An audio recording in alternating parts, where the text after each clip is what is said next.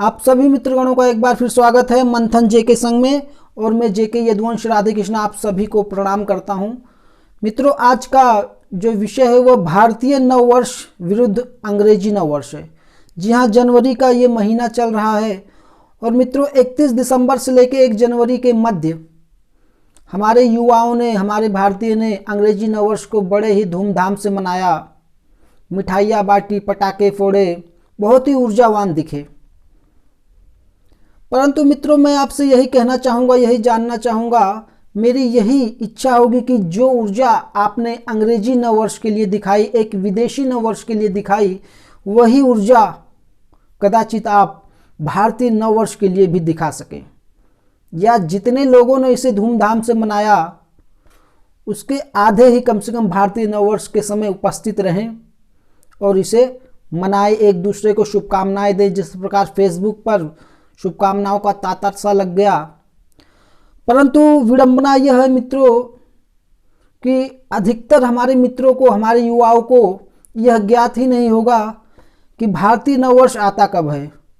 और कुछ लोगों को तो कदाचित यह लगता होगा कि जो ये नववर्ष मनाया गया है 1 जनवरी को, यही भारतीय नववर्ष है और इसी अनुसार भारतीय कार्यकाल प्रारंभ होते हैं। परंतु ऐसा नहीं है। भारतीय कार्यकाल भारतीय नववर्ष अनुसार प्रारंभ होते हैं और वह चैत्र मास में प्रारंभ होता है।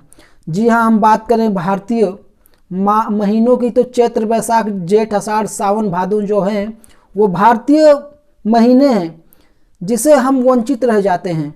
विद्यालयों में हमें जिसकी शिक्षा की आवश्यकता है और बहुत ही पीड़ा होती है कि हमें अब तक इससे वंचित रखा जा रहा है। हम कहीं ना कहीं इससे वंचित हैं, इसलिए अंग्रेजी के तरफ हम निरंतर बढ़ते जा रहे हैं। हमारे पास विकल्प नहीं है, हमें ज्ञान नहीं होता, हमें ज्ञान का अभाव होता है। परंतु इसके ज्ञान की हमें अत्यंत आवश्यकता है और जो सरकारें हैं उपस्थित समय में, वर्तमान में, उनसे अनुरोध होगा कि इसकी तरफ हमें जागरूक किया जाए, विद्यालयों में इसकी शिक्षा दी जाए। चैत्र बैसाख जो महीने हैं भारतीय नववर्ष के अनुसार, जो कि सरकारी कार्य जो भी होते हैं वो प्रारंभ होते हैं।